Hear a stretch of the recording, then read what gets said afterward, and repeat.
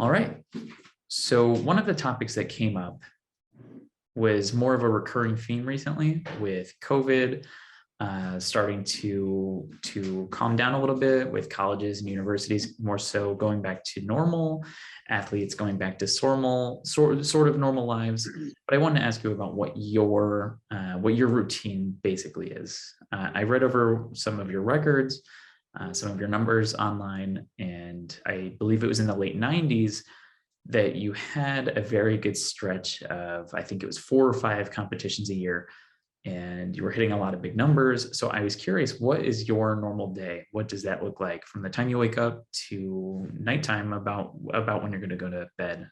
We want to know. I mean, we know what you did for meals and what your diet was, but what did you do during the day? Your work, your life balance, maybe not balance, but essentially what you did just with your regular routine, going to work, going to class. You went to school at Ohio State, so I'm sure you had classes and training. So what did a normal day look like for you in your life? Very good. So um, my understanding of pursuing excellence is not only an understanding of adding things to your life, pursuing this with excellence, pursuing that with excellence, and just continuing to add. My understanding of pursuing excellence became an understanding and acceptance of sacrifice in my life, giving things up so that more energy could go towards a higher priority. And so I had a very high priority in competing at the bench press, and many, many good things that are worthwhile and fulfilling and rewarding had to fall into the sacrifice pile. There's only so much energy that we have every day, and there are only 24 hours that we get every day. And you can choose where those 24 hours go and where your energy and resources go, but you don't have an unlimited amount. And so when one of your priorities begins to demand more and more of your resources, time, and energy, you have to decide where that's going to come from, or decide not to give it. And so my decision was to give it, and practically everything was on the chopping block. I didn't have much reservation about what I was not willing to give up, if need be, to pursue something with excellence. So my life was very simple. It became more and more simple the higher I would climb. The higher I would climb, the greater demand for time, energy, resources, and passion. So fewer and fewer things were able to get any attention at all. So I was a personal trainer, and I did that as a profession to fund the travel and the expenses and the food. So that was about 15 hours a week. I was able to charge quite a bit of money, relatively speaking. And so I didn't have to do a lot of hours to cover my meager lifestyle. The money went towards living very modestly and paying for expenses to travel and compete. So I began to work more at one point, and then I realized the people I trained in the morning got a better version of me than the people I trained later at night, because I ran out of energy. And I didn't want to lower my quality of what I offered to people. So I set a number of hours that I expected to work, and uh, I worked at some very nice clubs, and that was able to fund that. Working that few of hours, getting paid a good amount of money for each hour was a better strategy than working fewer hours and uh, getting paid less. Excuse me, I said fewer, I meant more hours and getting paid less. So I tried to condense over time how many work hours I had to do to make a certain amount of money. And that took time to get from working all day long to working 15 hours a week. But my quality of work was high. And what I gave to my clients and athletes was high. So it was very demanding. So not only was it a choice to conserve more time, it was a choice to conserve more energy. I only had so much energy every day to work to give to people. And I was of the opinion, and it was my choice, that I wanted to be vulnerable with them, go through their workout with them, set by set, rep by rep. So that's costly when you care about your people and you care about their success, and you tie your own success with their success. You make their goals important to you, and you only have so much control over what they do, and your success or failure with them hinges on a lot what they do and not what you do. And so that's a very vulnerable place to be, because I would stay on your diet if I gave you a diet, but you might not. And we as a group, as a whole, as a team, are dependent on you staying on your diet.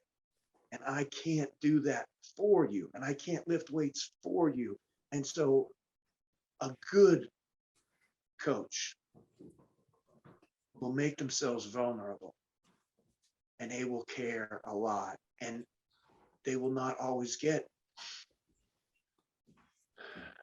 the same result if it was just them doing it.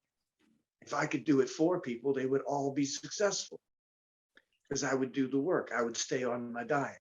They don't always. So I am dependent on there's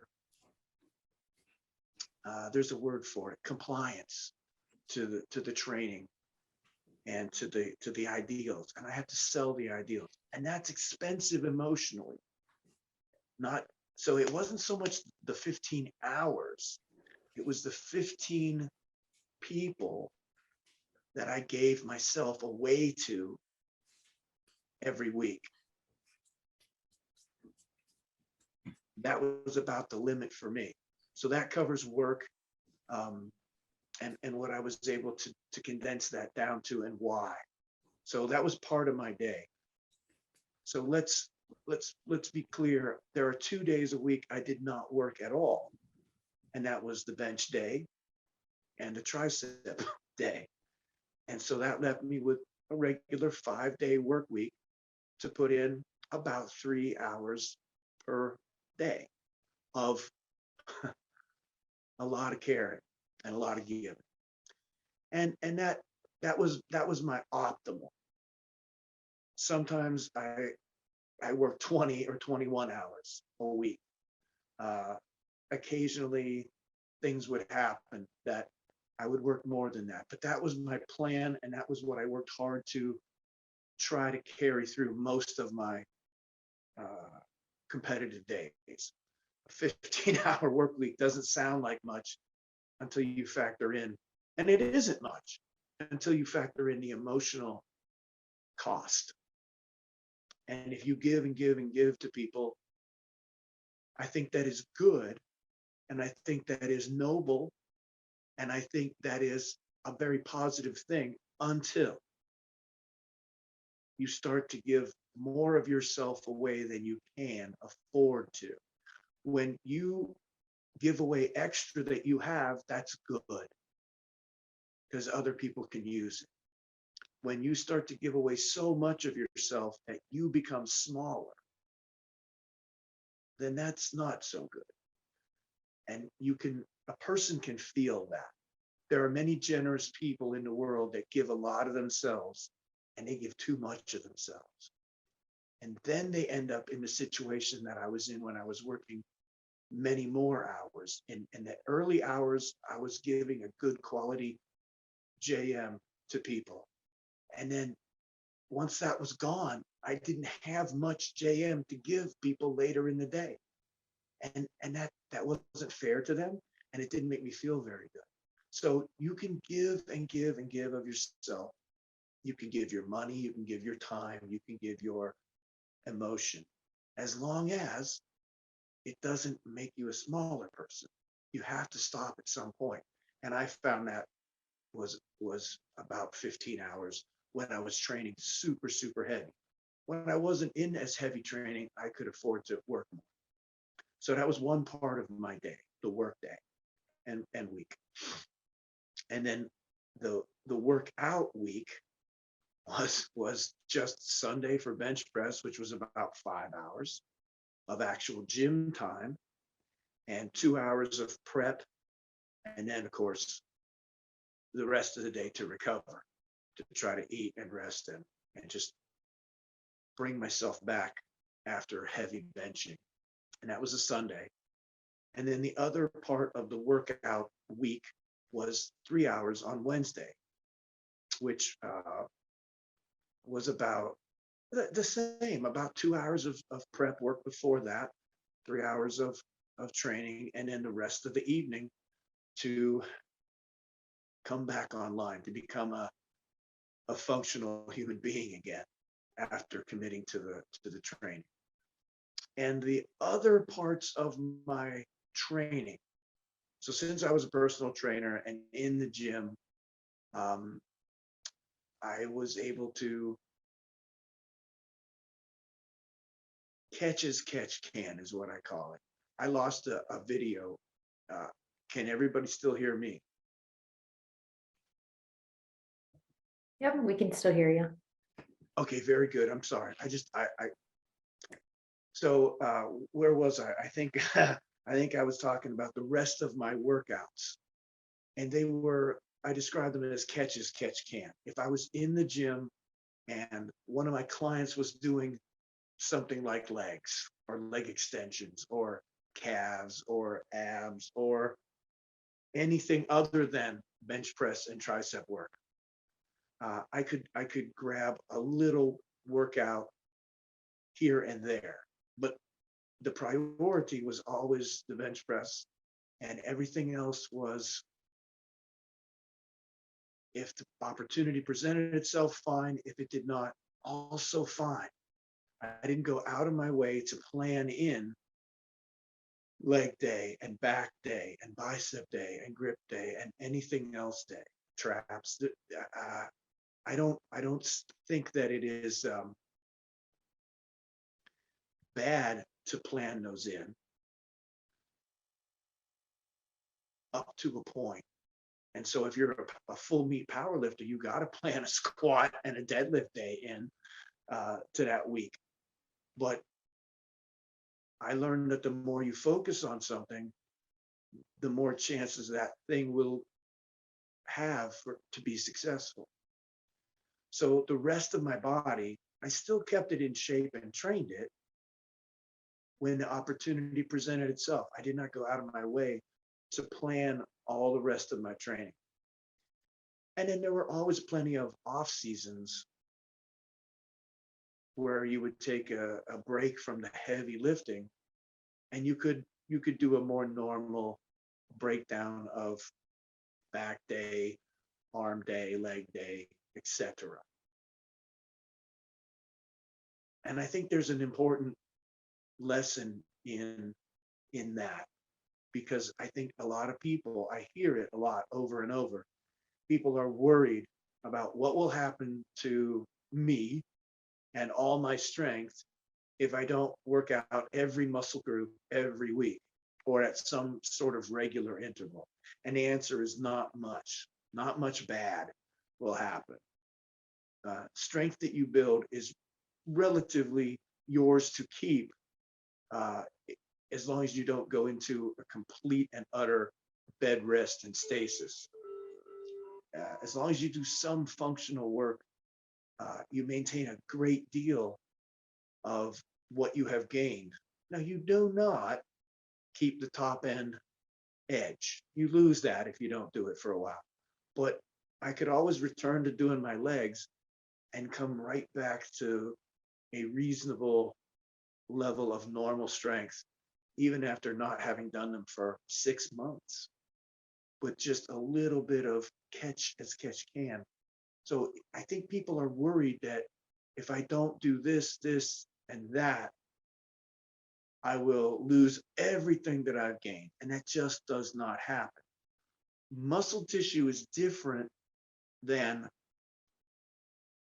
muscle tissue and muscle strength. The ability that muscles have to produce force is different than the body's ability to be aerobically fit. Aerobic fitness depends a lot on enzyme content of the muscles, how much it can utilize oxygen. And that can go up and down pretty quickly. You can increase or decrease your aerobic fitness on and off pretty fast, 2 weeks really. But the muscular strength is more structural. You actually build contractile elements that are there and they're part of the structure of your body. And they don't vanish when you don't work them out as much. As long as you work them out with a modicum of effort, they will pretty much be maintained. So it's a shame that people worry so much about not training something for a while. Again, in service to this idea that we have to make choices and sacrifices. So with that same concept of choices and sacrifices, I chose to train the bench press and the triceps, chest, shoulders, and the triceps. And I decided that it was okay to sacrifice some of the other training, which was the rest of my body, really. So that I'm sure the question was partially designed to ask me what I did about the rest of my workout days. And that may not be a very satisfying answer, but it's the truth. And I was able to, at every turn, when I came back to training biceps or grip or calves, very quickly come back to where I had left off. And I never had a difficulty, and nobody does, that keeps a modicum of stimulation to the muscles.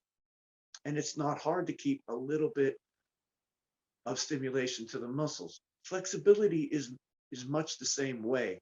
It is hard work to build flexibility, and it takes a lot of effort and time. But to maintain the level of flexibility you have, you only have to put the joint and muscles through that range of motion relatively infrequently, and it will maintain that for you. Now, again, it's hard to gain strength too, but the strength doesn't disappear when you take long periods of time off. In fact, I will remind people that this happens, and probably has happened to most of you, is that you accidentally, and because of circumstance and the way life is, missed some workouts, maybe missed a week, maybe you got sick, maybe you were out of town, maybe something in your life happened that you had to skip a few workouts. And you came back to work out and you were actually stronger than when you had left. That happens quite often. And if it hasn't happened to you, it's a thing that you probably heard of.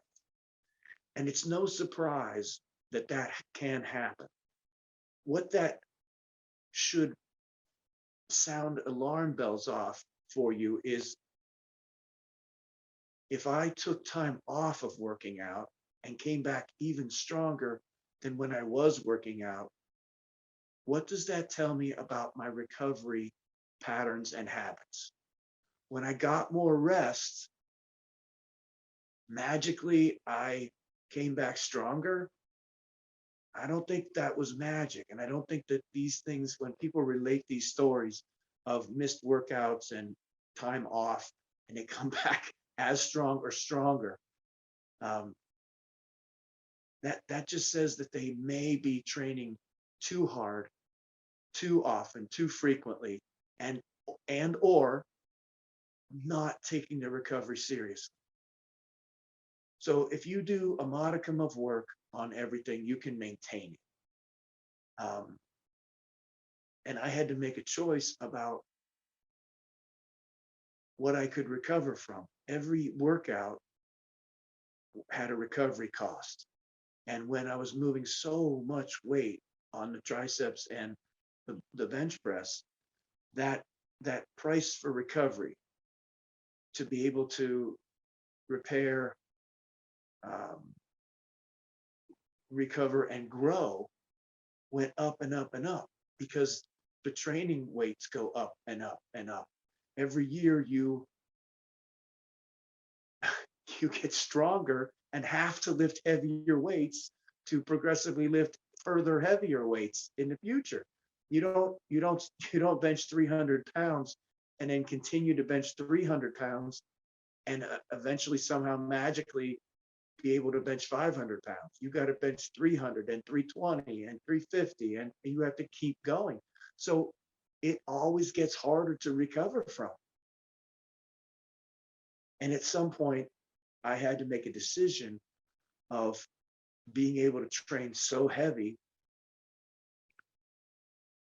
or not make progress. So if I was going to train that heavy, I had to give up something in not just time and energy, but in the ability to recover. I needed all of the recovery ability to go to recovering the muscles that I used. And at some point, I don't remember when it was, but later on in my career, I stopped training legs. I just quit training them altogether. I still did good hard sprints on the bike to get in shape and lose weight, because I went up and down in classes. So I got some stimulation there, but I stopped lifting weights with them because they're so hard to recover from. And I have trained some full meat lifters who have to train legs and upper body. And we've had to become very creative about how we can do that. And if that's an interest, I can go into that. But we're pretty far away from my day. I was just justifying why my day looked the way it did in some ways. So the other parts of my day, so I covered my work commitments, and I covered my workout in general, planning for the week and the day. Let's talk about the rest of the things that I did during the day. So there has to be something that helps you get rid of stress. And so you have to have some sort of management. And I did some meditation every day to get rid of stress and to center myself and to unplug from all of it. And that's very useful. And most of my stress management techniques had originally been based on getting rid of something, getting rid of tension, getting rid of stress, unloading myself. And then I realized, with the help of some very intelligent people, that that's only part of the story when it comes to stress management. The other part of the story is asking yourself this question: what do I do that doesn't get rid of something but adds something back? What do I do that renews me? that recharges my batteries, that refills my spirit? Um, what do I do that, what things do I do? What plans do I have to pull myself back together? That you do something that gives you fullness, kind of like you would rehydrate yourself after a run. What gives it back?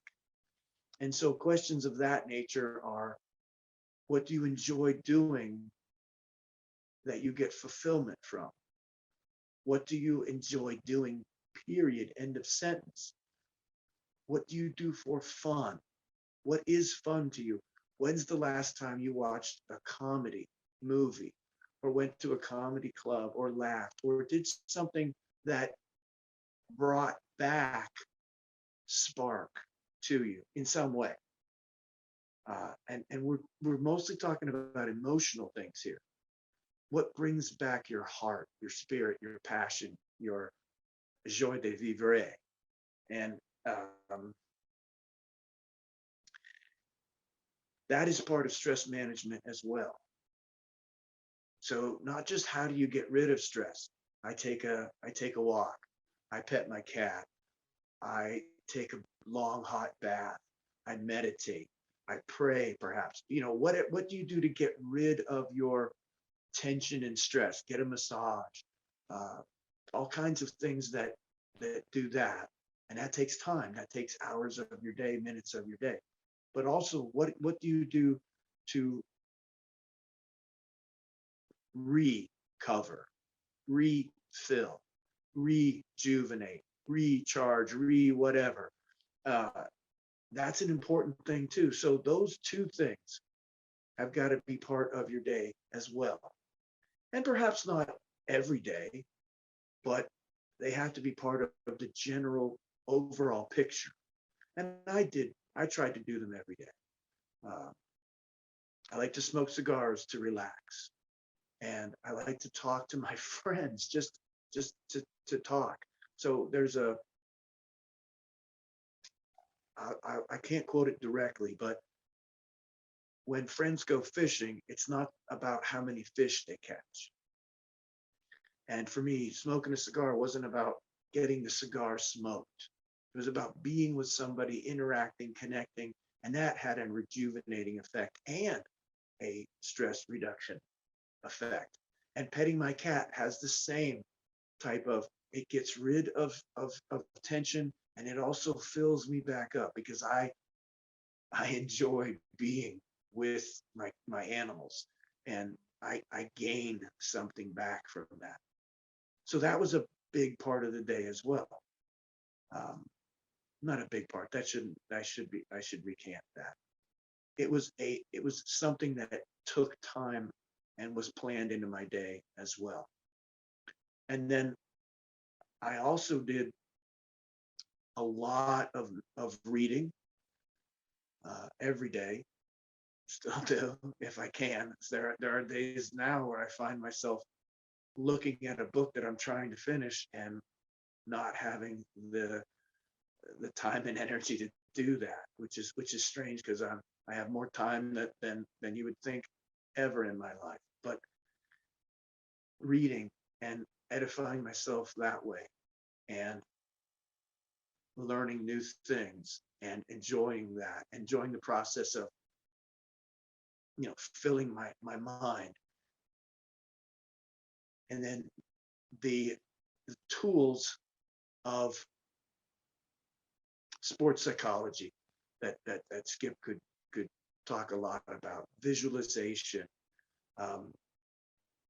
positive self-talk, things of that nature that take time, that you have to convince yourself, and you have to find a way to reach into yourself and touch that commitment to do that thing that you want to do. And every day I would do that. I firmly believe that doing creative things is a way to touch that desire and keep it stoked and keep it burning. Creating things, be it poetry or writing or music or art or just making anything with your hands, making something happen, bringing something into the world that wasn't in the world before you came along and applied your energy and passion to it. Those are the kinds of things that I spent the rest of my day on. And my relationships, the people that I was connected to at the time, that demands some upkeep or they die, and so that's, or they fade at least. And so that was about the rest of it. Preparing the meals was part of my day, and eating the meals was time consuming and part of my day. And I think that, so is there anything that maybe I have left out just because I got busy talking about something, and something obvious that perhaps I have left out? I had to pay bills like everybody, but that was the general outline of my day. Is that a satisfactory answer? Yeah, definitely. Okay. More than enough, actually. One question that came to mind for me. So some of my students that I work with currently, seems like they struggle with getting into the zone, you could say, like how you're talking about how you had the 2-hour prep before you started your 3-hour Yes, workout. that was all about that. Plenty Yeah. of time for that. But some of my students actually struggle with that personally, for making time for that prep, or, they're running from class right to practice. Or for example, personally, sometimes I struggle with it because I'm trying to work out during my lunch break, or I'm in between meetings and I'm trying to work out briefly. So I agree with you talking about, the morning version of JM compared to the evening version is very different, because I feel very similar. I feel like I work out better in the middle of the day compared to later. And now it's a little bit easier because, I don't have practice. I'm not playing college or pro ball anymore. So I have time for myself. But what does that 2-hour prep consist of for you? And do you have any advice for people on how they can develop that? Sure, I do. To get into the zone? Some people can do it really well and some people can't. So, and, I'm not tooting my own horn right now, but I do have that ability to switch on and off and get into the zone. But what would your advice be for people to develop that approach? Or how can you condense that 2-hour prep into maybe a half-hour period? What would you recommend? Yeah. So I think that let's follow something that you said organically about being able to flip the switch. So there are the athletes that I used to admire very much that could just flip that switch and turn it on at a moment's notice.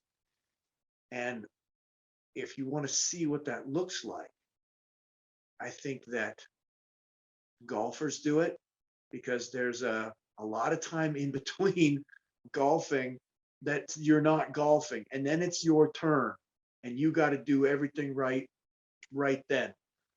But a really good example of it, I think, the one that I was exposed to, is tennis players. They go from 100 miles an hour, smacking the ball back and forth, running all over the court, and then the point is over and you can see them turn it off and settle themselves down and get back to the service and receiving of service, and then boom, it all starts again. It turns right back on, and they do that all afternoon long. So you can see people do it, and you know that some people are very good at it. I think they got good because of need, because their sport demands that. And I think they got good out of habit and practice. So I don't think there's anything special or especially elusive about it. If you have so I think that the answer to all of it is practice. And that's my answer to a lot of things. I am a big worshiper of practice. I think you can do just about anything you practice yourself to do. And that has to be progressive practice, not just doing the same thing over and over, but getting a little better and getting a little better and progressively practicing. So there is a danger then in having a very long slope of getting yourself to the zone and needing 2 hours. I used 2 hours because I had 2 hours, but I learned how to turn it on and off very quickly as well. So there's a danger in that if you need 2 hours and don't get it, you're not going to be at peak performance. So we can't be dependent on having a long ritual or system of grinding ourselves up to speed. But if you have it, and that is a consistent thing that you're afforded in your sport, then you can enjoy that luxury. And I did. I planned my whole life around making sure I had enough time to get myself ready. And we could talk about the things that I did. But a practice of this type of turning it on and turning it off would happen every single training session that I had. I would have to turn it on right before a big lift and then turn it off and start to recover from that lift. So if you have 6 or 8 sets to do in a workout, that gives you 7 chances in between to bring yourself up and bring yourself back down, and then bring yourself up for the next set and bring yourself back down. If you need a long time to get yourself up to speed, then the time in between each set that you do is shortened in its actual true resting time. Because if you need to start, so this is when you're going to do your next set, and you don't have that ability to bring it right online very quickly, then you got to start way back here and start talking yourself up and talking yourself up and talking yourself up. And then it's time to go do your thing. And then you do your set. And then if you stay charged about it, you do a good job, and you're all psyched about the effort that you put through, and the adrenaline is still flowing, and it takes you a long time to get back down to a resting state, then you don't have much time during those minutes between sets to get down from the one, and then you only have a little bit of time to get before you have to get started on getting ramped up for the other one. That doesn't give you much rest. So I saw the necessity to learn how to finish the set, put the bar back in the rack, and shut it off, turn it off, turn it the other way around, let go of all that I had just came up to, done. And then the sooner I could bring it down, the more time at a resting state that I had to truly recover and get my strength back before I had to start ramping back up. And convert at the same time, the faster you can ramp it up, the less further out from the moment you have to do it that you have to start. If I have to start back here because it takes me this much time to ramp up, then I don't get as much rest time, true rest and recovery, if I can just bring it right online quickly. So I saw the value of being able to turn it on quickly and turn it off quickly. It gave me more time to really, truly recover. And once I started practicing this, letting go of what I've already done, and then not worrying about what I have to do too soon, not spending my rest time all tight about what I have to do next, being able to really rest and then step up and do what I have to do next, and then turn back off. And so I had these big peaks, and I had these long flat troughs, and then a peak, which was very, very brief, because I didn't have on either ends of the moment of the set a lot of ramp and cool down time, mentally, emotionally. I learned that it was a good idea and I would do better in my training, especially in the later sets, as that giving that emotion that I talked about to the sets, in this case, to the energy of your workout. I would have more at the end of the workout if I learned and I practiced getting up quick, getting down quick, getting up quick, getting down quick. And I think, especially in the beginning, the most valuable tool that I had for that was music. I'm very, excuse me, I'm very affected by music. It really reaches me. And so I knew that that would be a good tool to help me gear up and gear down. And so I had two sets of music with me at all times. We had cassette tapes and CDs and things that we had to actually put in and out of our device that played them, our Sony Walkman, as it were. And I had two groups of things. I had a group of CDs, or I had a set of music and songs that was extremely stimulatory, extremely stimulatory. And then I had some that was really, really calming and soothing. And the stimulatory stuff stayed about the same my whole career, but the calming stuff went from the really crazy thrash metal, hard stuff to kind of pretty hard rock. And then it went from crazy thrash metal to maybe just, moderate rock, and then soft rock. And then it kept going lower and lower and lower and lower in its intensity, but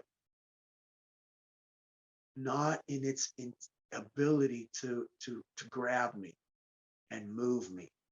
And in this case, move me down, not tranquilize me, not sedate me, calm me, soothe me, bring me to a state of equilibrium, from a state of nearly out of control, nearly out of control energy to very calm energy. That I used a lot of music that I call circular.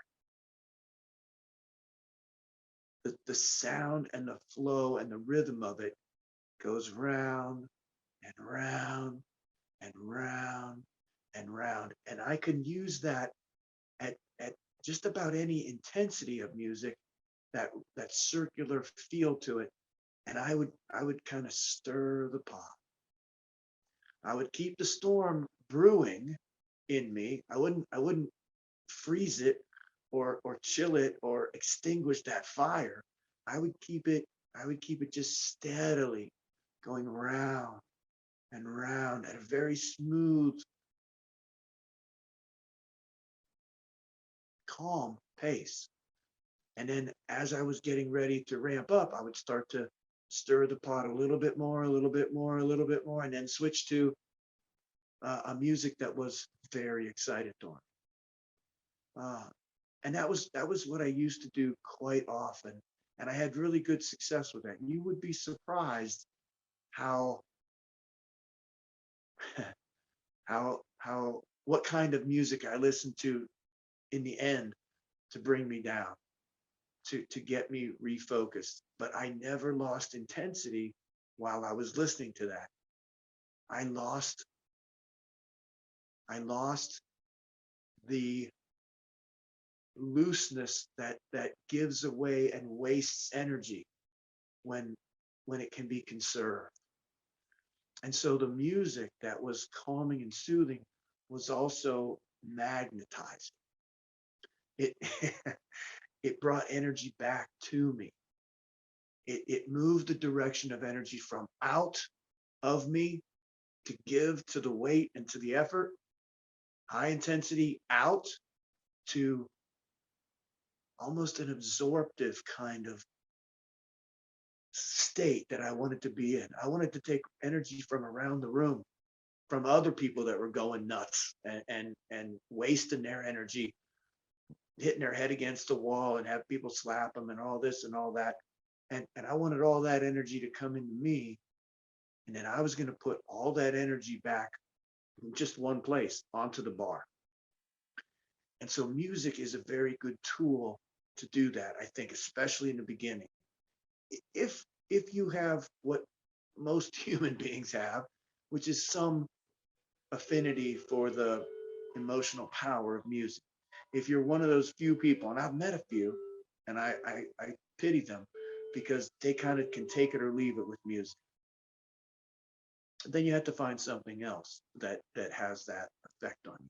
But most of us have some level of connection to music and emotion, and you can feel a high energy song or a low energy song, or a song that drains you emotionally, and a song that sort of sustains you and buoys you up, to a song that gets you, driven to do something. So I would start with understanding that practice makes perfect, finding opportunities. I found an opportunity to practice bringing myself up and taking myself down between sets. And my very first tool was music. Another tool to bring yourself up or bring yourself down is breathing. And there are many, many breathing patterns and habits and techniques that do both, that stimulate you and bring you up, and ones that soothe and calm you. And those are pretty well known. I mean, we know the effect that breathing can have on all kinds of things. What just came to mind was the Lamaze method of breathing when you're given birth. When not males, but females give birth, they go through this Lamaze method of breath control. Controls a lot of physical things, and it can control how your mental state is. And there are breath patterns and techniques for increasing and decreasing. Another thing that comes to mind about breath is the most martial arts have a key up, or a yell that you use when you deliver. It's a breathing technique. It's a sound technique, I suppose, too. But most martial arts are concerned with the breathing a lot, and breath control, and how that affects your attitude. So that's another thing that you can experiment with and try to use to manipulate your state of arousal. Imagery is another thing. And I had a notebook, and it was full of pictures and drawings and things I had cut out of magazines that would elicit a response from me. And so I'd be writing down my sets and reps and things and notations that I would take during my training session, and I had that in my journal, and then pasted in those pictures at all kinds of places were phrases, photographs, pictures, magazine things cut out from magazines when there was such a thing. I would see something, and that would elicit a response. And those kinds of things can simply be practiced.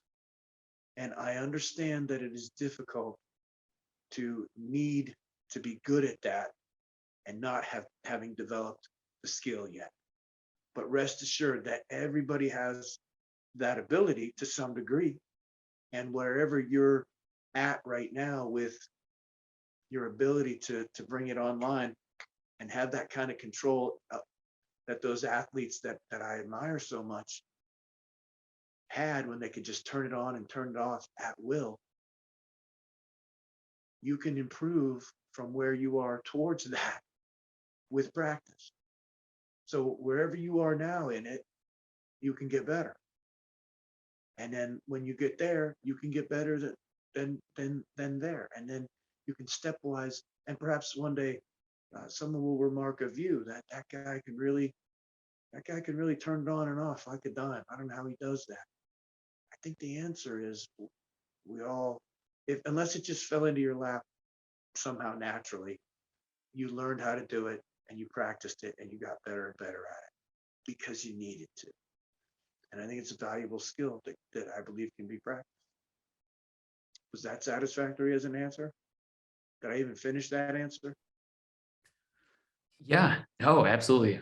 You more than that. I think there was one fun topic that you actually brought up for music. Obviously, being deaf, I don't hear too well. And I always make fun of my cousin. If we work out together, so at that time when we were working out together, he was in the process of becoming a corrections officer. He was training for the academy. He wanted to get big, and he would waste so much time trying to find the right song. He's skipping through his iPod, skipping through his phone, trying to find the right song. Right. And then he would change his mind over and over and over again. And I was like, dude, just bench, like just lift, you know? So to prove a point to him, I would just be like, I mean, I don't listen to anything. I'm like, just go do it. And I told him, I was like, it's simple. It's like, just take ammonia, take smelling salts, do something that'll get the job done as fast as possible. So we gave him a hard time about it. And don't get me wrong, I can understand and I can see the importance of music. And I've tried to experiment with that, but I like to have fun with it. So I'm doing like Dora the Explorer songs. I'm doing all the tacky stuff. It really more so just to make fun of him a little bit, but it's all in good fun. But I think the imagery is a big thing for me. Of course. I mean, everything's visual, my phone background, posters, pictures, all of that. So I kind of wanted to touch on two questions at once. It's sort of a statement that's going to become a question. But basically, I've noticed, myself included, there have been a lot of athletes, obviously successful athletes, that can deal with a lot of off the field issues or things outside of the gym. For example, Matt Dimmel from Westside, a lot of other people who kind of had interesting lives outside of the gym. And for me, I think one thing that I've noticed is when I'm playing my best ball, it's usually when my personal life is a mess. So I think, I mean, I don't know if it's necessarily me using that as an outlet or whatever that is, but I've always been fascinated with that concept. A lot of great athletes have the ability to kind of put everything to the side just for a few hours. And that leads me to my next question. So I'm curious, what were your worst meet preps and what were your best meet preps? What made you successful that you remember? What was the hardest meet prep that you experienced? It could be anything personal or just a lot of external things, if you know what I mean. For example, Sure. My sophomore year of college, I broke my leg in the off season. And of course, I wasn't planning to do that. I wasn't expecting that. And I had to work really hard and train around that. But I ended up having one of my best seasons ever after that happened. So I'm curious what your personal experiences are and what some of the hardest preps that you've had are, or maybe what some of your best and what the differences were, or I guess what you did to be successful. All right. Let's address something that you said there about adversity being somehow beneficial. And there's we could talk about why some of those reasons might be. And there certainly could be quite a few. I have also come across people who thrive under adversity. And when the adversity isn't there, they don't thrive as much. And you wonder how that can be. It seems counterintuitive that when my life is going great, I should be able to do really great in my hobby or sport or competition. And when my life is going terrible, you would think that would be hard for me to do well in my sport. And there are people that do both in opposite directions. There are people who, when life is going bad, but their sport is going good, they ruin their sport just to make it match with their life. And there are people that come under great adversity and sort of take, I think what you alluded to perhaps, sort of take the attitude that my sport is my vacation from my life for a minute. My life is crappy, but this thing is good. And so I'm gonna run to that. It's an escape almost from the shitty life. And I'm gonna do this thing. And it, when it gets attention and it gets passion, it grows. So I don't think there's necessarily a formula for that. Like, should we engineer things in to our life to make it our life harder so that we can want to escape our life and let it go? I don't think that's right. And do I need adversity? Am I dependent upon adversity to do well in my life? I don't think that's good.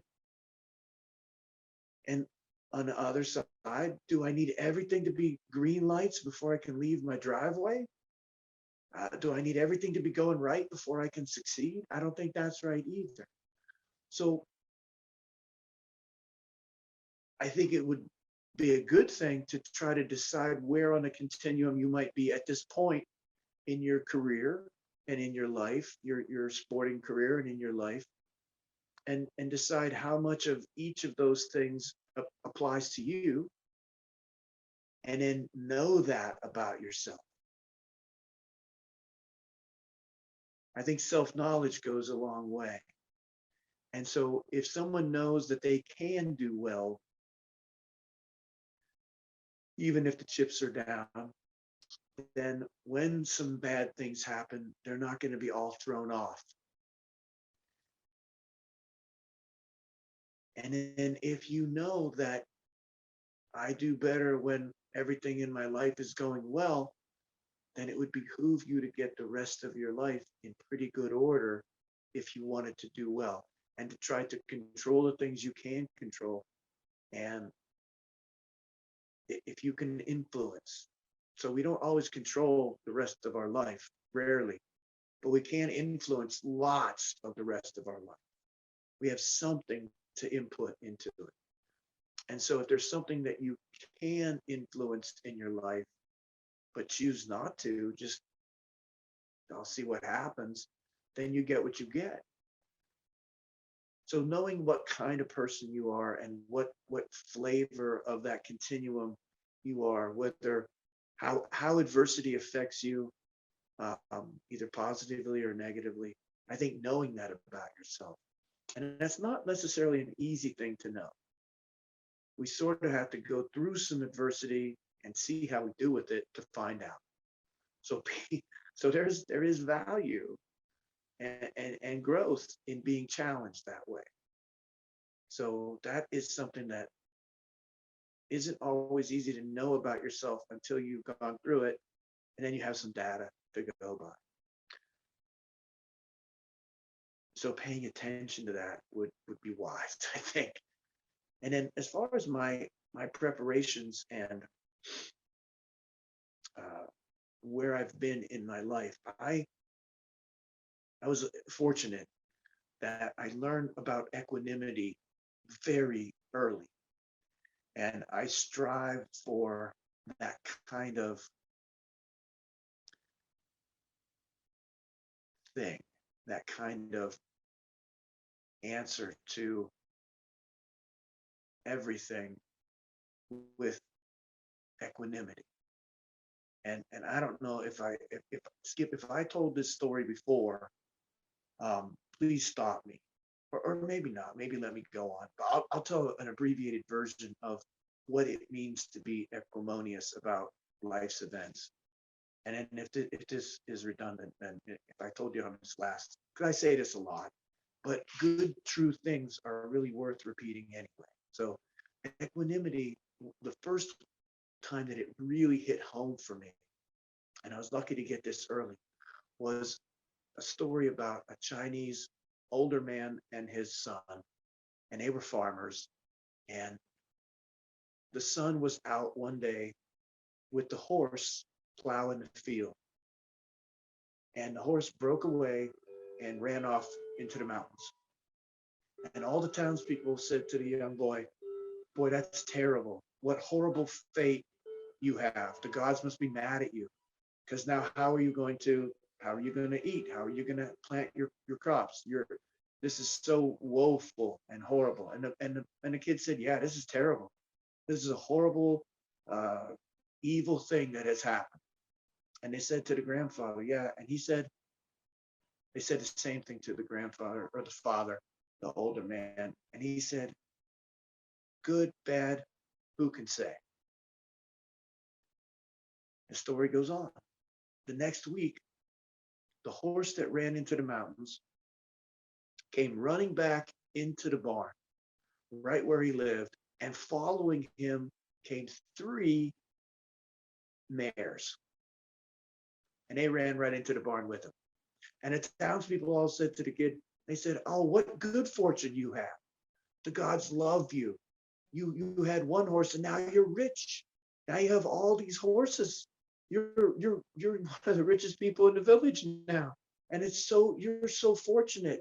And it's a good thing." And he said, "Oh yeah, this is an incredibly good thing. This is good. I have good luck." And he said the same thing to the older man. And he said, "Good, bad, who can say?" The next week, the young boy was out plowing the field again and teaching one of the new mares how to use the plow. And she reared up and she kicked him and broke his leg. And the townspeople said, "How terrible this is. This is horrible. You must have pissed off the gods. They're angry with you. What terrible fate. What terrible bad luck." And the young boy agreed. "Yeah, this is horrible. I'm cursed." And they said the same thing to the older man. And he said, "Good, bad, who can say?"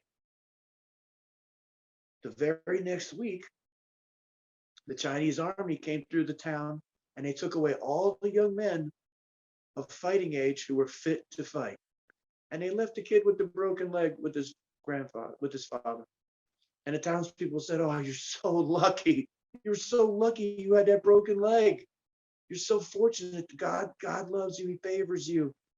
And the boy said, "Yes, I'm so fortunate." And they said the same thing to the older man. And he said, "Good, bad, who can say?" And the story goes on and on and on. And I won't belabor it. The point is that we can respond to things with equanimity, with just responding to the thing and dealing with it. Or we can get all caught up in, this is good, this is evil, this is this, this is that. So striving for equanimity in my life, I tried not to let anything, good or bad, interfere with my plans to do the things I needed to do. And so when you were asking me the question, I tried to think of examples of very good preparations and very bad preparations and why.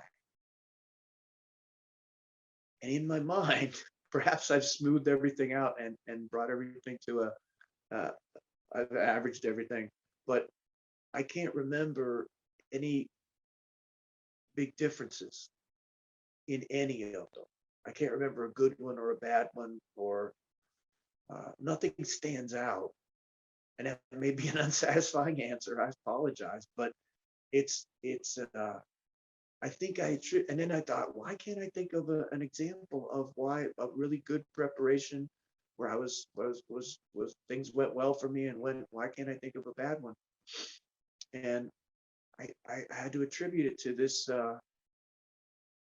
this reverence and attempt to be equanimous about things that happen, and to follow my plan, and to follow the plan as it was given to us, right? That's just a phrase that someone used that I thought was good. Let us follow the plan as it was given to us. Let's not get all excited. And so follow the things that I had been successful with and was learning about better and better and better preparation all the time, no matter what happened to me. So that could possibly be, you could also accuse me of copping out on that answer, but I don't have a better answer than that for that.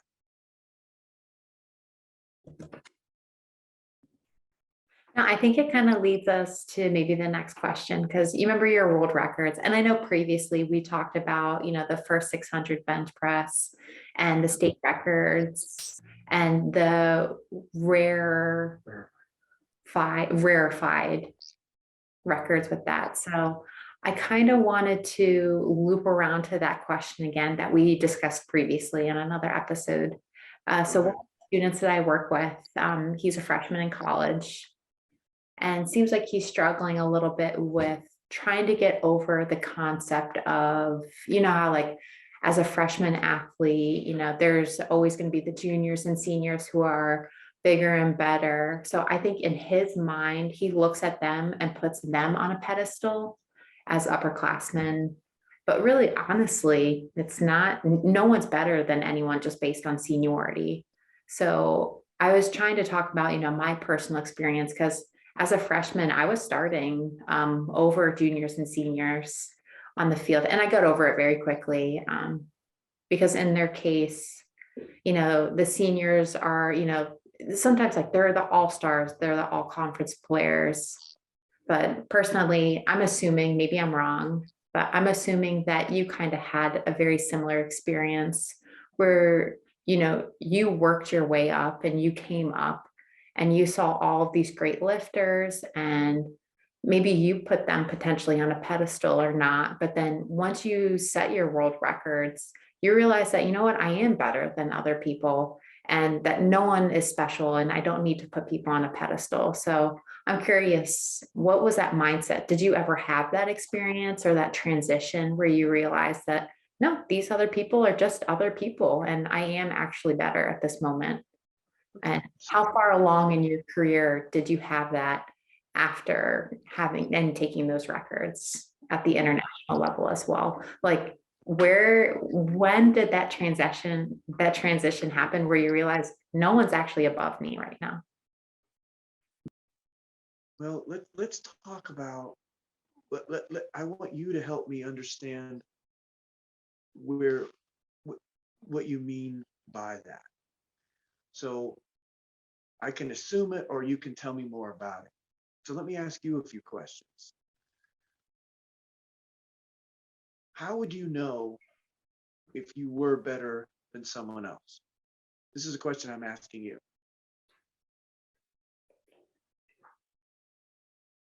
For me personally, I would use powerlifting, for example, just pure numbers. Numbers don't lie.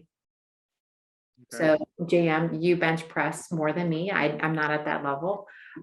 So I think we could go numbers wise, and maybe the level of play as well. So for me, what I'm trying to explain is, like, for example, when I was in college, I was looking at all the players that were in pro ball, and, you know, looking and saying that, you know, they're better than me. They hit the ball harder and faster than me. They throw 90 miles per hour. But once I got to pro ball, I realized, I'm actually just one of them, and there's nothing special. I'm also here. I have arrived. So it's all really. So I like what you said about there's nothing special about me, that I'm one of them. Who isn't one of us? Really, who isn't one of us?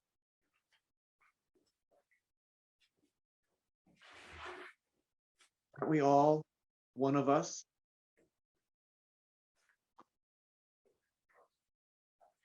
So the question I'm getting at is, I understand exactly what your answer was, that there are levels of competition and there are numbers that we can compare, and there are other criteria we can use to compare performance. But does a person who can hit more home runs have any right to say they're better than a person who cannot? Is that what makes a person better? Does hitting more home runs, or competing at a higher level, or getting paid more to compete at a higher level, or what makes one person better than another? And so this is getting back to how we view ourselves and our own self-worth and our self-esteem, and what we're going to base that on. We're going to choose to base our self-worth on. And so when you put people on a pedestal, you could say, well, I'm just elevating them. But in the process of doing that, you might be, the relationship, if they go up, if you push them up, then in relation to them, you went down, right? So what does it mean to say, I put somebody else on a pedestal? What is the end result of that? Isn't that the same as putting yourself down? And so I don't think it does us much good. I don't think it's useful or helpful to even spend too much time worrying about them, and to spend more time worrying about me. And I spend a lot of time ignoring all of them and worrying about me. And I only once got caught up in looking past my own development. I benched 400 and 410, 415, and I got caught up in trying to get a record.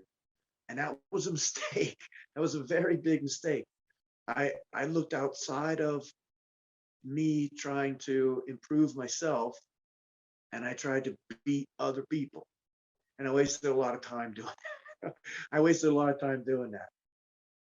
I got focused on the wrong thing, I think, by focusing on them and me, and they're up here and I want to be up there. I totally understand that for a young athlete who has role models and wants to be more like somebody else. And that makes good sense. By seeing somebody that does something the way you would like to do it one day, you can use them as a template, as a thing to aspire to help you set a goal for yourself. I like the way they hit the ball, or I like the way they do this or do that. Those are very good things. But to bring it into a thing that somehow makes you feel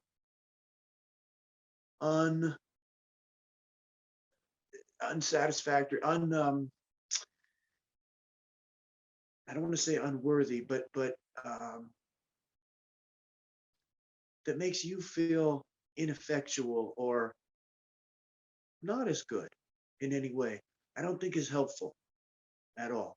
It's not going to help you get better to evaluate how well you do something graded against how well somebody else does. What's going to help you get better is the things you need to master in your sport that you haven't mastered yet. And paying it and trying to grade ourselves and compare ourselves. I understand that competition is a competition, but there really isn't any competition. It doesn't really exist. It's something we make up to create hierarchy where there may not be one. Yeah, a guy that hits more home runs than another guy has a higher number of home runs. But I know something about baseball that blows my mind. Not every home run is the same distance from home plate. In different parks, a home run is a different distance from home plate. So a guy that has a home team where there's a shorter distance when he plays his home games in a park that has a shorter distance to the home run fence versus a guy who is hitting home runs, and we're counting them, in a park where he plays his home games, where there's a much longer distance to create a home run. What really is the comparison there? It is numbers of home runs, and I can see that argument, but do you also see that there might be a mistake? It might be a mistake. I'm going to suggest that it might be a mistake to compare ourselves to others ever. It makes a lot more sense to compare yourself to yourself and to try to outdo yourself and outperform your best, not outperform others. That makes a lot of sense to me, because that's a fair comparison. That's a fair competition, you competing against you. And in my sport, although, a pound is a pound, we don't really compete against each other in lifting. We're not even on the platform at the same time as one another. I'm up there and I lift my thing, and then you come by later and you lift your thing. The competition is clearer, at least. It seems like a more honest competition when we keep it within ourselves.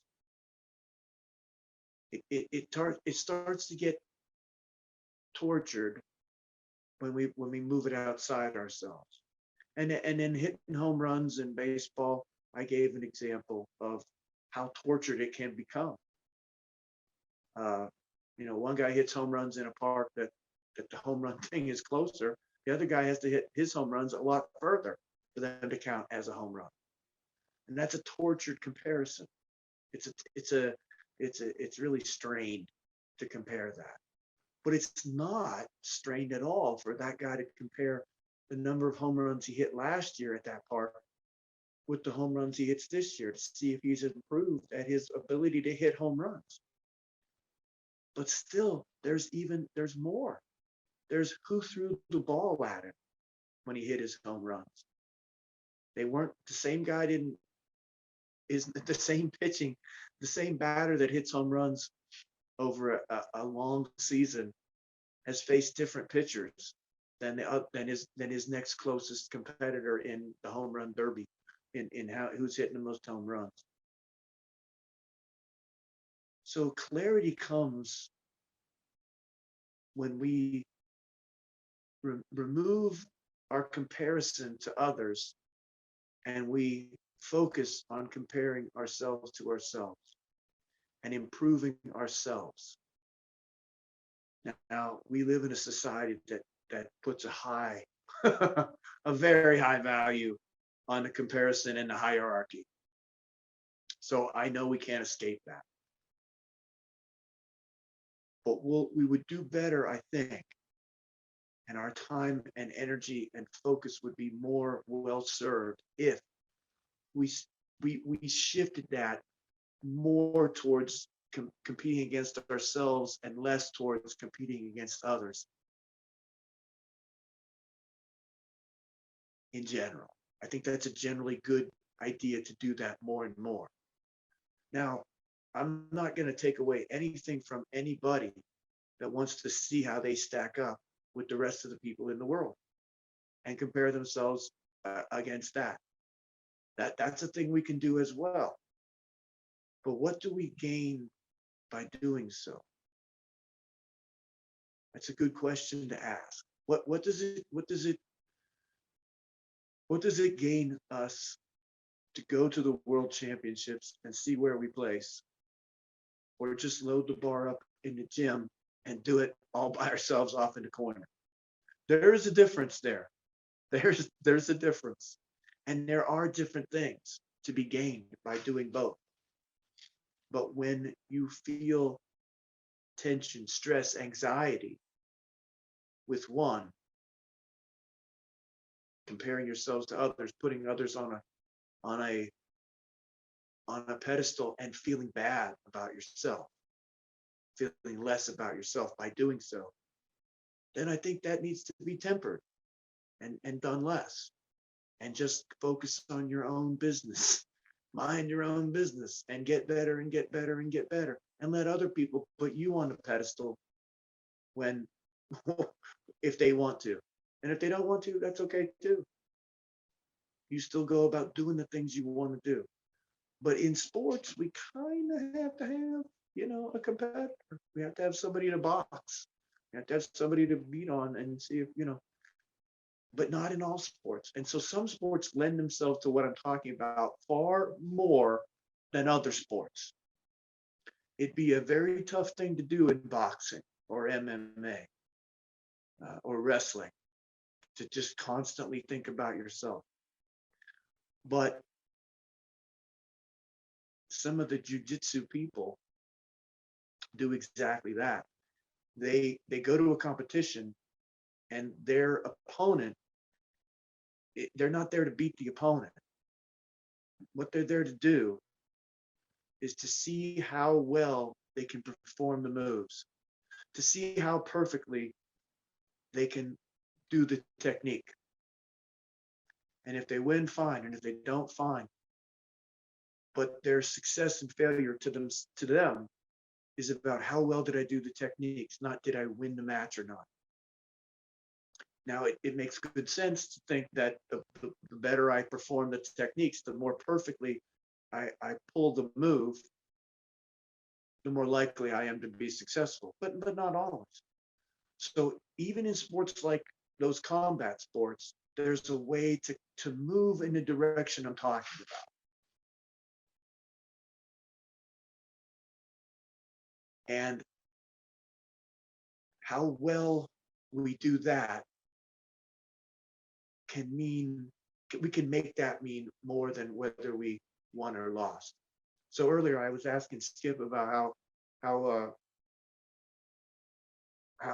well he did in the competition, and he said, well, I won, but I was the only one there. And I said, how did you do with your expectations? And what I was getting at was this kind of thing. Did you do well for yourself? Do you think you did a good job when you did that competition? Whether there was anybody else to compete or not, the weight was still there, and you still had an ability to do it poorly or well. And did you do it well? So when we do things well with some degree of mastery, we can lose and still feel good about ourselves. We can not hit as many home runs, but we can feel good about the way we hit our home runs. We can. So here, I've said this before. If I go to a meet and I beat everybody there because I lift more weight than them, but I didn't do what I set out to do, or I didn't lift well. I did get the weight up, but it wasn't the way I wanted to lift it. It wasn't the quality of lift I wanted.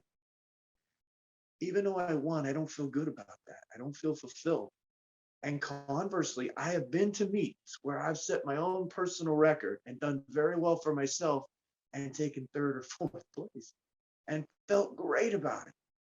And then I've been to meets where I didn't live up to my own expectations and won and not felt good about it.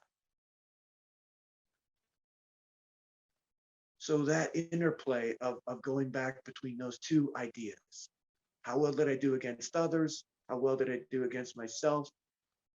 How much do I want to compare myself to others? How much do I want to compare myself to me? Is a good discussion to have with yourself.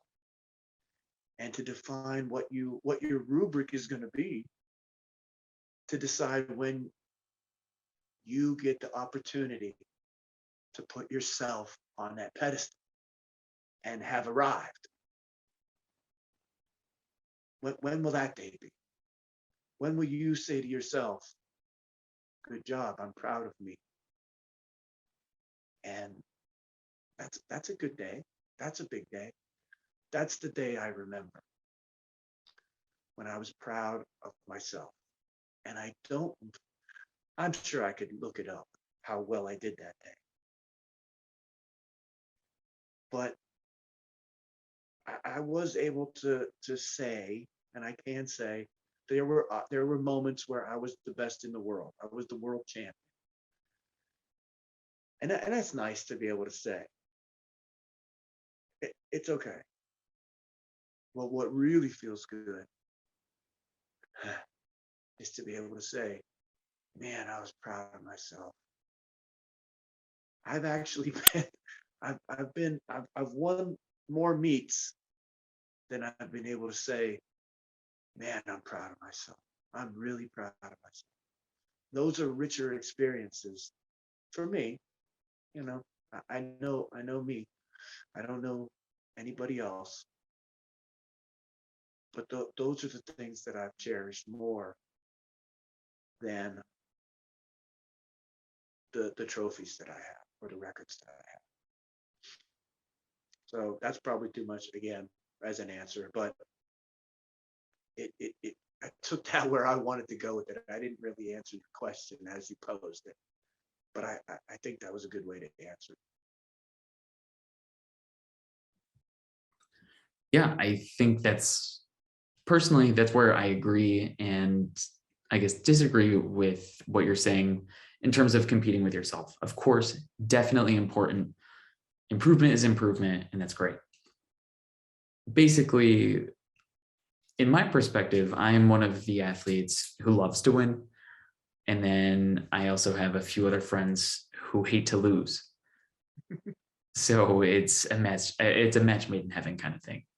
Yeah. So basically, when I got to college, when I was a freshman, I was like 155 pounds, maybe 160.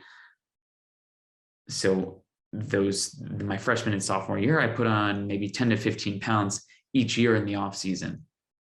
Then Will Gorman, who was one of my teammates, he came in as a freshman and he was such a donkey. He was huge. I mean, what, he was like 6'2", he was like 240, something like that. So after that first off season, I trained with him. I ended up being his training partner and I put on like 20, 25, it might've been 30 pounds. Right. So I felt like that's where I really developed that principle of overreaching. I was just trying to keep up with him. And just by trying to keep up with him, I was taking the next step. I was going way further than what I had set out for myself. So I'm a competitive person by nature. And I use that as a way to overreach.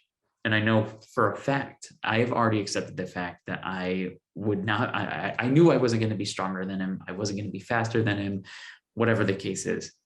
But my goal every day was to give him a run for his money. I wanted to match him or at least scare him, if you know what I mean, just being on his ass. So just by that alone, that's basically the reason why I ended up playing professional ball. I mean, he went on to play professional ball for the Arizona Diamondbacks. And I mean, just pushing each other. So I think that kind of goes back to a lunch that I had with one of my coworkers. One of my coworkers asked me, LeBron James and what the current generation of players looks like. They're more buddy with everyone, whether it's on or off the court. Keep talking, Skip. I got to check on my animal here. Keep talking. I'm going to take you with me. And go ahead. But then you have Michael Jordan, who was a killer. I mean, or Kobe Bryant, who didn't really get along with some of his teammates or his friends, but yeah. I mean, he was there just for competitive purposes. So that's where personally I struggled. I struggle to find that line. Personally, when I played with Will, we could train hard and we could go out Friday, Saturday night and go get a couple beers, and we just knew when to turn it on, when to turn it off. And we really used each other to improve. But at the same time, I can't do that with other people. So I think that's something where I guess I'm assuming you obviously focus on yourself, you train on your own, you have your own process. But I'm curious, do you have a specific mental checklist or a personal checklist or a rubric, if you will, for what makes a good competitor? For someone that you're going up against, so like, do you have a greatest competitor, or do you have like an internal checklist for your training partner? If you were to go to the gym to train, or what is your process of finding the right training partner? Well, those were a lot of different things I could answer. So which one do you want me to focus on? How to find a good training partner? Let's start with the overreaching part. Let's go there first. Okay. Yeah, like so someone is just so far ahead, and I guess I'll go back to, I'll re-ask the question. Basically, for example, this year I'm chasing 400 pounds in bench. Okay. And if I'm trying to chase JM's 600-pound bench, I'm probably going to end up more successful if I try to chase yours as opposed to going for 400, in my personal opinion, because that's how I think. If if the standards are higher, the pressure's there. For example, if I'm benching by myself, what's the standards? Like my standard for, I guess, for example, I want to hit 400, but in your eyes, that's your warm up. So if and that's what I want to follow. I want to follow your standard. I've hit 400. That's not a thing for me. It's a thing for you. What does my 600 have to do with your 400? How are those things related? So I think it's more of an attitude. For example, I don't want that quote unquote goal to be overwhelming. I want to have that attitude. You've already hit 400. So for you, it's nothing special. You're like, all right, let's do it. And I want that kind of standard. I want to be bigger. I want to be better. And again, that's the way that I look at it. And that's the overreaching part for me. I know that if I can chase someone that has, I guess, they're accomplishing something greater, something bigger, I'll be able to pass my original expectation if I'm pursuing the higher and better goal. I don't know if that makes sense. Yeah, but what does it have to do with me? So I think what you're getting at, perhaps, is that how about this? How does this relate to what you're saying? When Roger Bannister ran the first 4-minute mile, everybody said he couldn't do it. Doctors told him that it was going to kill him. It was explode his heart. Physicists and physiologists told him it was physically impossible for a human to do. And he did it. And as soon as he did it, within months, like 15 other guys did it too. So nobody could do it. Nobody could do it. Nobody could do it. This one guy decides to do it, and he does it. And then whole bunches of they were top athletes, of course, but then they all did it. They all walked through the door once it was broken down. How does that relate to what you were telling me?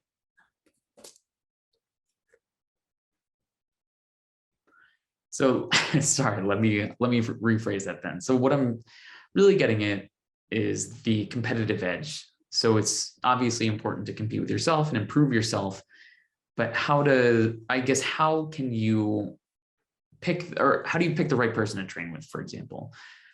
So one example I have that's a different is question. So we all can help each other achieve things, and we can all push each other higher with our success. We can all find somebody that we can chase down until you're the guy that does the 4-minute mile. When you do something that nobody's ever done before, good for you. Until that time, there's always somebody ahead of you that you can use as a role model to reach for, right? That's true of everybody except the guy at the top. Everybody can find somebody to look up to and to chase and to aspire to, right? Right. So to me, that would be the ideal training partner. But essentially, what's your process of training or screening out training partners? So for you, that's anybody who's benched 405. Anybody. Yeah. Which is different than why you would want a training partner. You can look at anybody who's done the thing that you want to do and say, I want to do that too. Right. And perhaps putting yourself in proximity to people that are doing the thing that you want to do is helpful to you. Okay. But I wouldn't use anybody who's done something I want to do as my filter for who I would want to train with. Right? It's nice to be in proximity of someone who is setting a good example and who is doing the kinds of things you want to do. And it's harder to find those people the higher you go. So you'll find many more opportunities to find a guy who's benched 4.25, that when you're at 450 going, I think I want to do 500 now. There's fewer guys that have gone to 500. And then when you get to 500 and you decide I want to keep going, there'll be fewer and fewer and fewer every step. So if we use a person who has done more than us as our filter, well, sometimes it's going to be hard to find a dude like that around. So does that mean we're in trouble? I don't think so. I think there's still many good qualities of a training partner. And one of those qualities in a training partner is the kind of partner who is always going to ask you if you have any more in you, and who is never going to believe you when you say no. He's going to say, are you sure there's not one more rep you could do? Or are you sure that you're done for today? Or he's going to he'll accept an answer when you finally insist on it, but he's not going to want to accept it. He's always going to want to encourage you to do more. And he doesn't have to be stronger than you to take that role on. He can be weaker than you. But if you trust his judgment, if you trust his evaluation of you, and he says, I want more from you. I want you to do another one. I want you to try harder. I think you can try harder. I think you can get that. Whether he can get it or not might not be so important. I don't think it is important, in fact, at all. There are many men who have done incredible feats of athleticism and endurance and all kinds of physical prowess because they wanted to impress a woman, or because a woman told them that she thought they could do it. And she can't do it, but she thinks they can do it. So what we're getting down to, and the answer to your question, I'm going to answer this one directly. A good person to put yourself around is a person who believes in you, especially when it's hard for you to do that.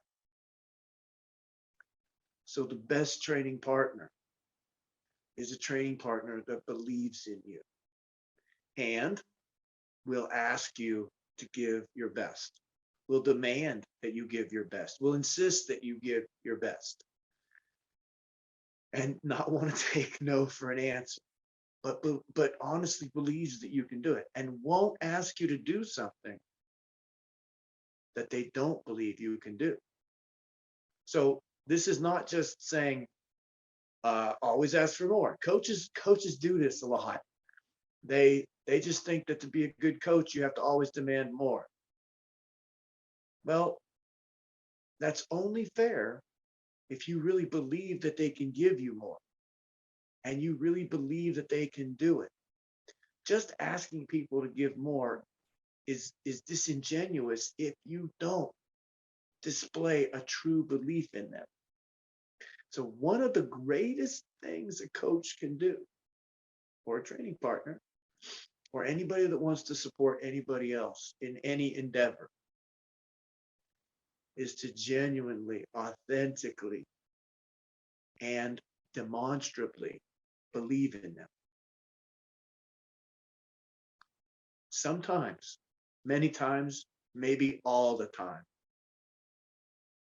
All people need is for someone else to really, honestly, genuinely, and completely believe in them. That goes a hell of a long way. Especially in times when it is hard for you to believe in you. That's a very valuable thing to seek in a training partner and a coach and a relationship of any kind. That goes a long way.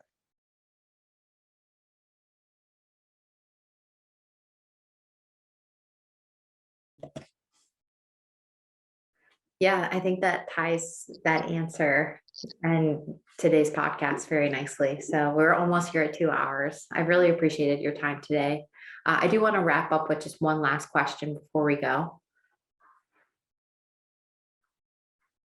So we've been talking about training partners and a lot of different concepts so far today. So in your opinion, what is the single hardest thing a lifter can master in the gym and outside of the gym? Like, what's one thing that people may overlook?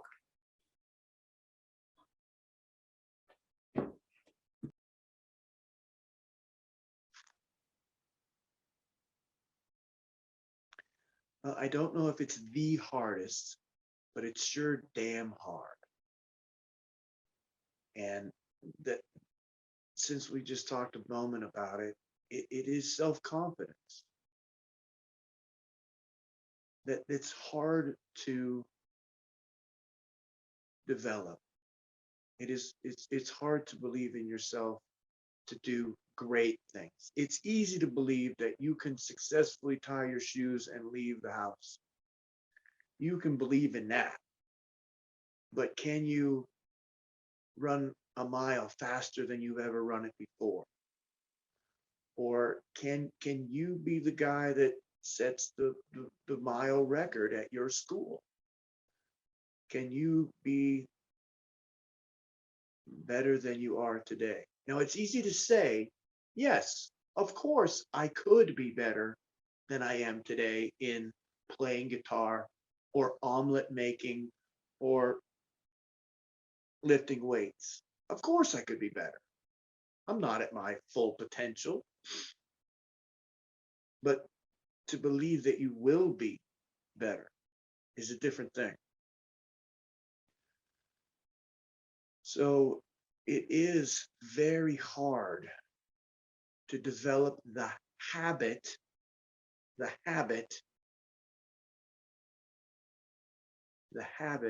of self-confidence. Because that is what it is. It is a habit. It can be generated, it can be developed, and there are ways to develop it. And I've talked about how to learn to trust yourself and where you go about doing that. You do not learn to trust yourself and believe in yourself and have faith in yourself anywhere except being at the edges of your ability. You can't learn that lesson except for going to the edges of your ability and coming through for yourself. That's what teaches you to have faith in yourself. That's what teaches the habit of self-confidence. So if you're not willing to regularly put yourself and face the thing that you failed at last time again and not fail this time, and come through for yourself over and over and over again and make a habit of doing what you said you were going to do, and to not be afraid and back off of the edge and face the edge.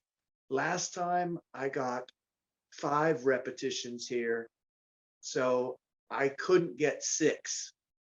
So this time I'm going to get 6. I'm going to try again. I'm going to be at my edge of my ability where I failed last time, but this time I'm going to come through and get 6. If you're not willing to visit that over and over and over again, it will be difficult to build the habit of self-confidence. Where I don't know where else you're going to find it. It doesn't just happen by accident to people. You don't just wake up believing in yourself one day. As far as I know, I've not seen that happen yet. Perhaps it has. Perhaps somebody just decided that they were going to believe in themselves, and they did. I haven't heard about that yet. And I'd be interested to interview somebody that says that's how it happened to me. I just woke up one day and started believing in myself. I just decided to love myself one day. I just decided to believe in myself one day. I just decided to trust myself one day. I'd be interested in hearing that story, but I know of no such story, and I don't have I don't have much confidence in that either. But I do have a lot of confidence in putting yourself on the line at the edge of your ability over and over and over again, and eventually coming through for yourself, and then learning to come through for yourself more and more and more. And the weight room is a great place to do that. It's a very easy and clear, you said with the numbers, it's clear to see whether you've come through for yourself or not, whether you've gotten 6 this time when you got 5 last time, whether you lifted 210 this time when last time it was 205. It's a great place to discover this about yourself. And it's a great place to, in a controlled environment and a fairly safe environment, to put yourself at the edges of your ability and to test it over and over and over again. And to learn to come through for yourself. It's a great place to do it. And all you got to do is try again and again and again, right at the edges of what you can do. And you can build the habit of believing in yourself, of coming through for yourself, of having a good reason to trust yourself.